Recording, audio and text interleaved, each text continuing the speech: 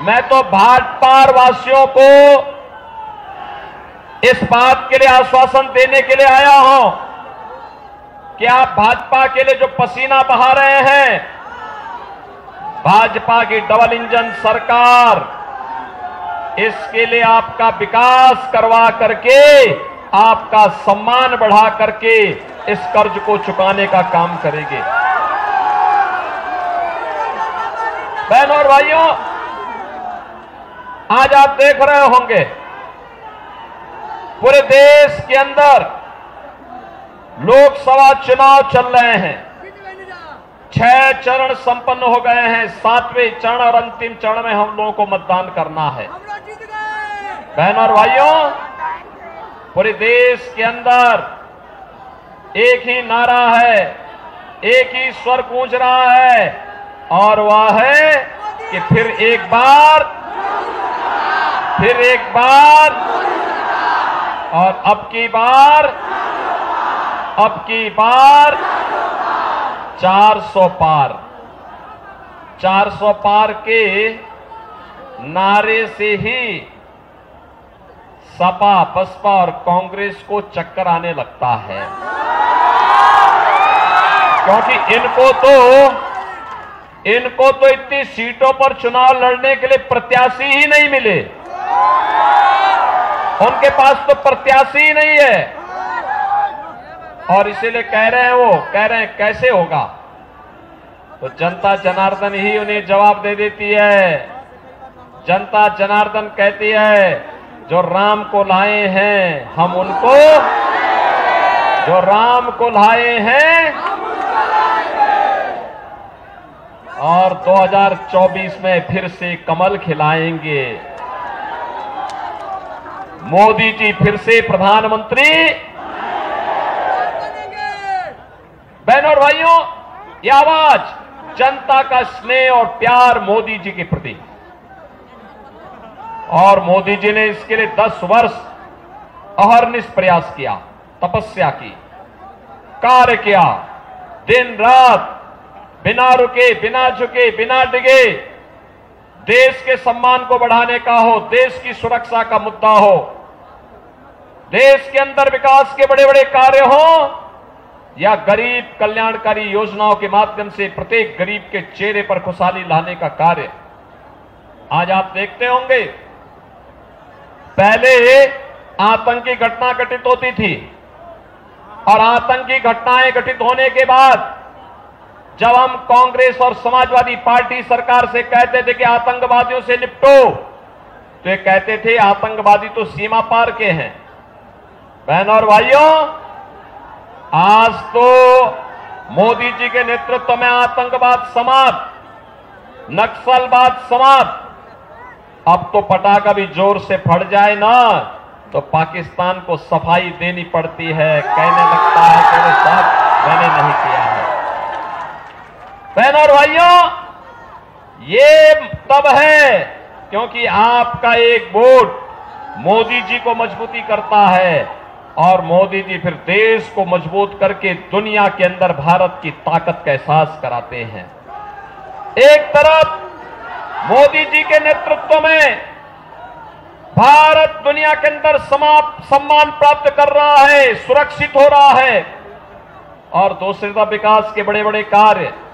देवरिया में भी medical college बनेगा, एक सपना था, आज बाबा देवराहा के नाम पर मेडिकल कॉलेज बन करके प्रारंभ हो गया है। बहनों और भाइयों, पहले एम्स के लिए दिल्ली जाना होता था, आज गोरखपुर में एम्स की स्थापना हो गई है। पहले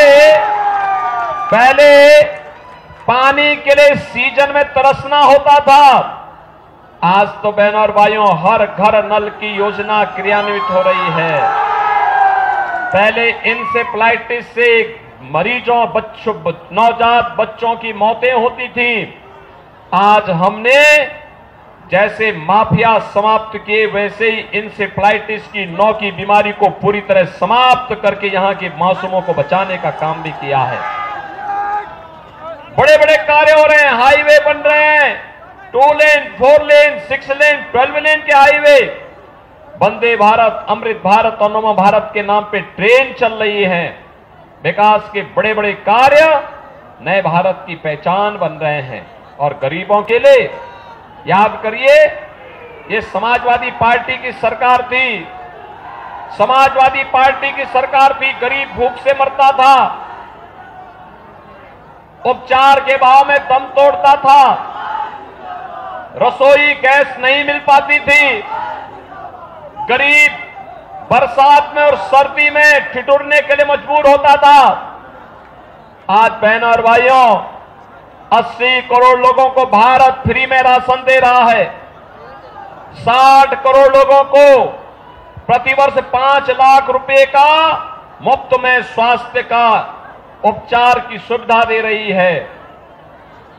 12 करोड़ किसानों को किसान सम्मान निधि, 12 करोड़ घरों में शौचालय का निर्माण, 10 करोड़ गरीबों के घर में उज्ज्वला योजना का कनेक्शन और 4 करोड़ गरीबों के लिए प्रधानमंत्री मोदी जी ने आवास बनाए हैं।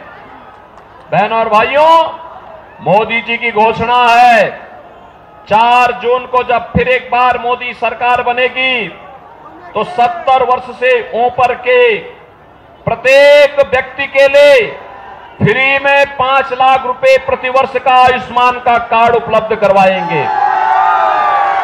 मोदी जी की घोषणा है कि 4 जून को जब फिर एक बार भाजपा की सरकार बनेगी, मोदी सरकार बनेगी, तो बचे हुए गरीबों के मकान भी बन जाएंगे।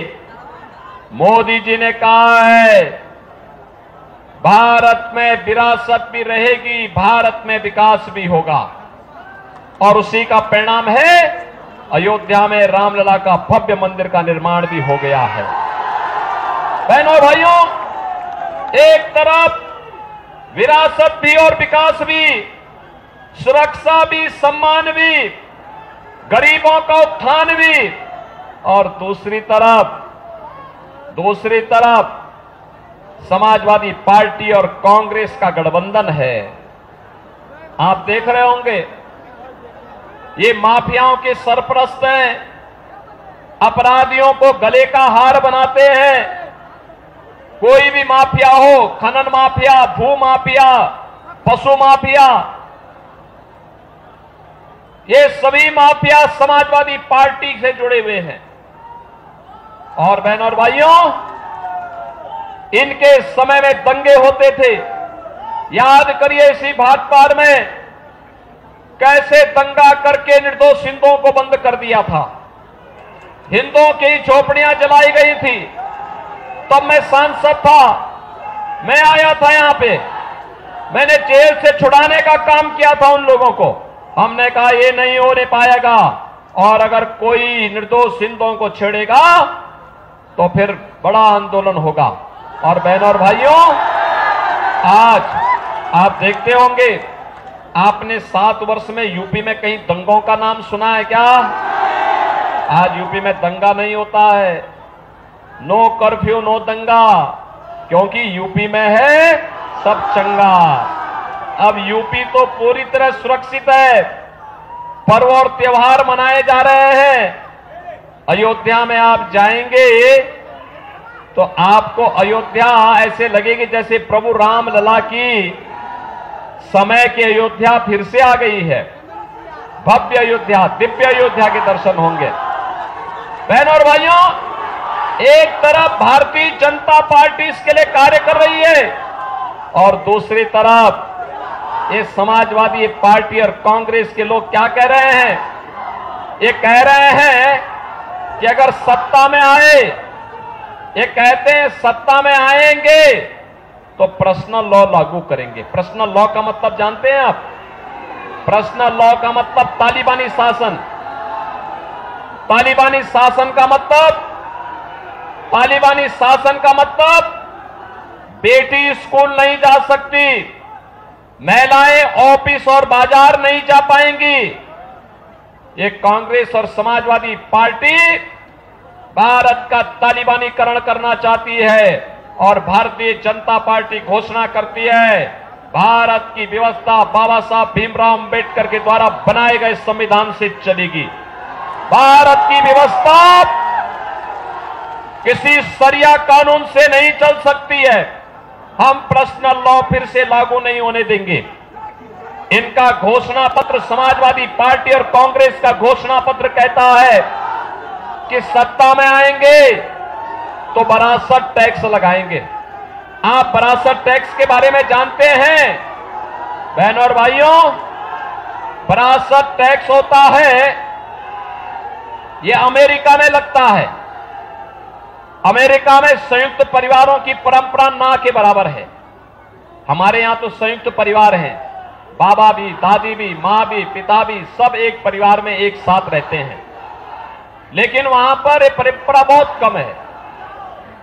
बहनों और भाइयों, हमारे यहां अगर बाप दादों ने कोई संपत्ति अर्जित की है तो अपने आप ही वह पुत्र के नाम पर आ जाती है। लेकिन कांग्रेस कहती है, समाजवादी पार्टी कहती है कि अगर सत्ता में आए तो सत्ता में आने पर वह विरासत टैक्स लगाएगी। विरासत टैक्स का मतलब आधी प्रॉपर्टी ये लोग ले लेंगे और फिर उस प्रॉपर्टी में, जैसे 4 घर का कमरे का कोई घर है, आपके ग्रैंडफादर ने, आपके दादा ने बना के दिया है। अब ये क्या कहेंगे? कहेंगे कि ये 4 घर का है, आधा घर आपको, यानी 2 कमरे आपको विरासत टैक्स में वापस करने पड़ेंगे। और फिर वहां पर किसी पाकिस्तानी, किसी बांग्लादेशी, किसी अफगानिस्तानी मुसलमान को बसा देंगे। क्या आप इसको स्वीकार करेंगे? क्या स्वीकार करेंगे? क्या बहनों और भाइयों, ये सपा और कांग्रेस का विरासत टैक्स, यह विरासत टैक्स, यह औरंगजेब का जजिया कर है। औरंगजेब मुगलों का सबसे क्रूर बादशाह हुआ था। उसने काशी में भगवान विश्वनाथ के मंदिर को क्षतिग्रस्त किया था। उसने मथुरा में भगवान कृष्ण की जन्मभूमि के मंदिर को क्षतिग्रस्त किया था। उसने हिंदुओं पे जजिया कर लगाया था और जजिया कर लगा करके उसने हिंदुओं से कहा था जजिया कर दो नहीं तो मुसलमान बनो। आज ये औरंगजेब की आत्मा कांग्रेस के अंदर घुस चुकी है, समाजवादी पार्टी के अंदर घुस गई है। बहनों और भाइयों, कोई शरीफ मुसलमान भी अपने पुत्र का नाम औरंगजेब नहीं रखता, क्योंकि औरंगजेब ने पहले अपने भाई की हत्या की, फिर अपने बाप को जेल के अंदर बंद कर दिया था।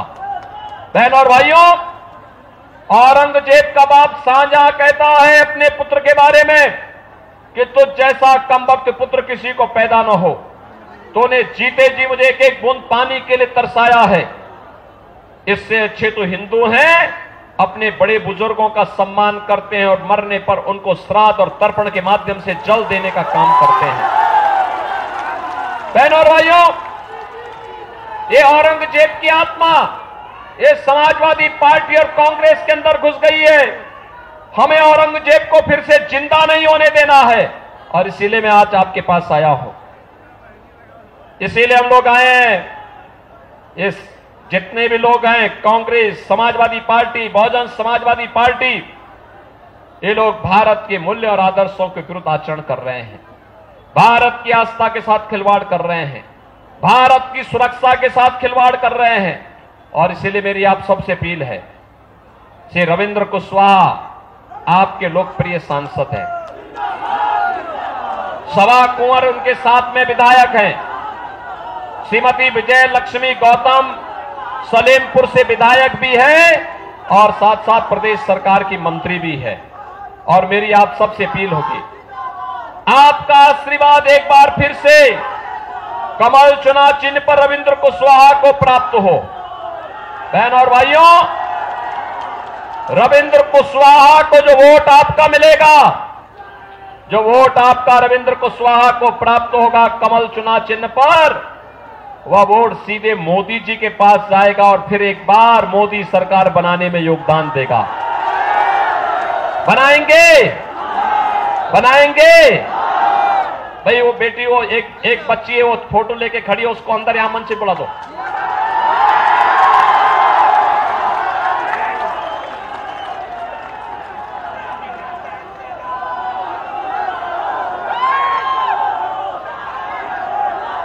बनाएंगे।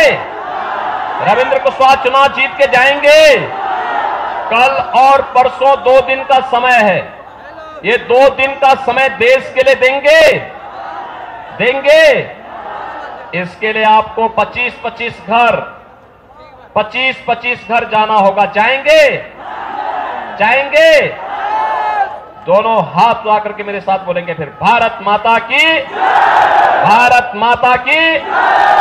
और उन 50 घरों के सभी मतदाताओं को 1 जून को मतदान कराना है। कमल चुनाव चिन्ह पर कराएंगे। तो फिर मेरे साथ बोलेंगे, जय श्री राम, जय जय श्री राम, जय जय श्री राम।